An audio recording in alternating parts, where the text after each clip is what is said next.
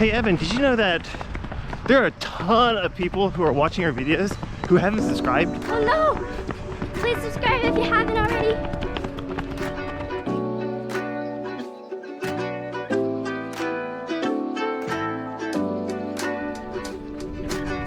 Happy Monday! It's recovery day today. Recovery plus speed is on the plan. Today we're going to spend 50 minutes out on a recovery jog, but we're going to incorporate this time 5 strides.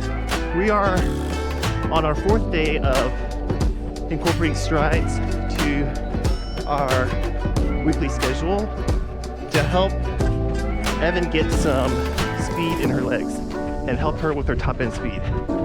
Today I'm going to talk about why recovery runs are so hard. Evan, do you ever wonder why we don't call recovery runs easy runs? Yes. Oh, really? It's because on recovery runs, you go at a slow pace, and even though it's called a recovery run, it doesn't feel like one because it's really hard. It's kind of hard to call it easy, huh? Yes. Because it feels so hard. Yeah, I think a lot of people feel that way because when you think about it, you need a recovery run because you ran so hard the day before and your legs are probably not in a very good condition. So we use a recovery run to keep active, to help shake out the legs a little bit, to keep your muscles and ligaments and tendons strong so that despite inflammation, you can keep working the muscles around and keep strengthening that area so that the inflammation doesn't get worse. Evan, did you know that there are other reasons why recovery runs aren't easy? No, I didn't. Yeah, there actually are. Usually people, when they run really fast, that's when their form is really good. You don't have to give a lot of instruction. They'll be up on their toes or up on their midfoot, or even if they are heel striking, it'll be a smooth gait cycle because momentum helps carry the foot strike through without jabbing into the ground. So when people run at their top speed or when they're running relatively fast, their running form is actually quite good. It also keeps things in the upper body kind of centered and loose and tight as far as spatially tight. So there aren't a lot of flailing arms and things like that. A lot of times people look way better when they are running fast than when they're running slow.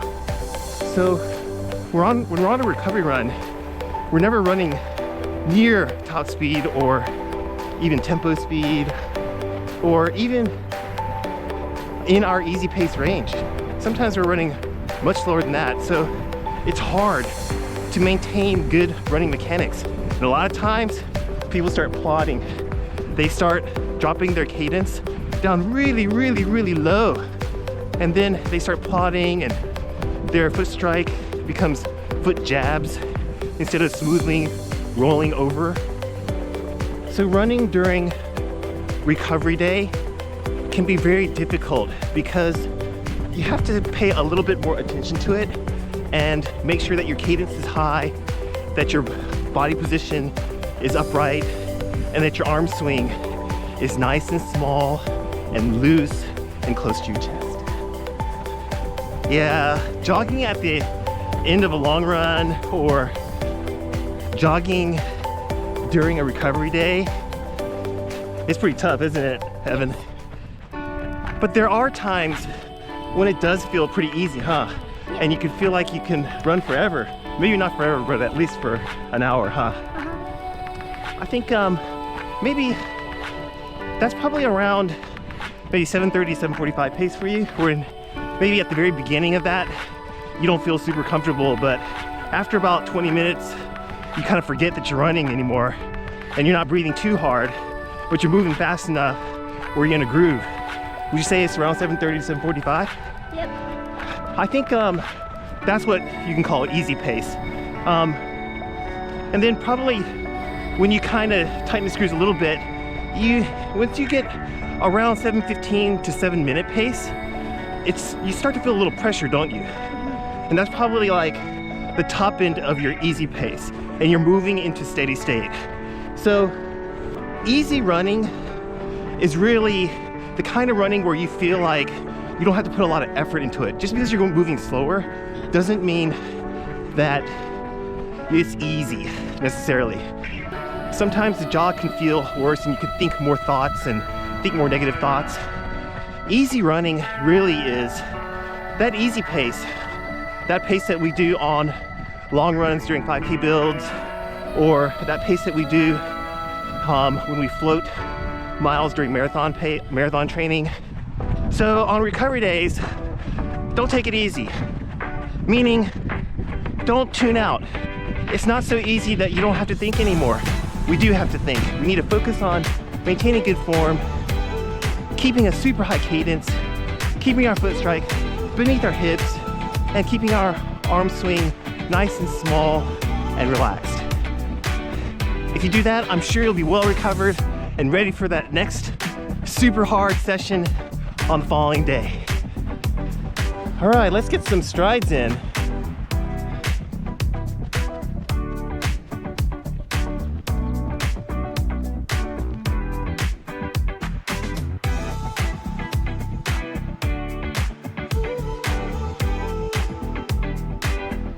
Good job. Evan did 5 strides today, and actually her top end speed has improved a lot. I did a few with her, and she's able to keep up with me, so that's really good.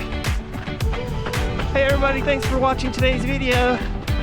It was a great morning for us. I hope you have a good day and a meaningful run wherever you are. See you in the next one. Bye-bye.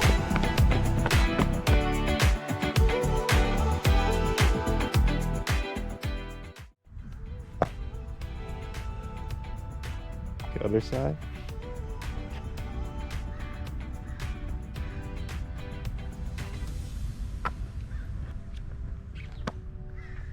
Ugh.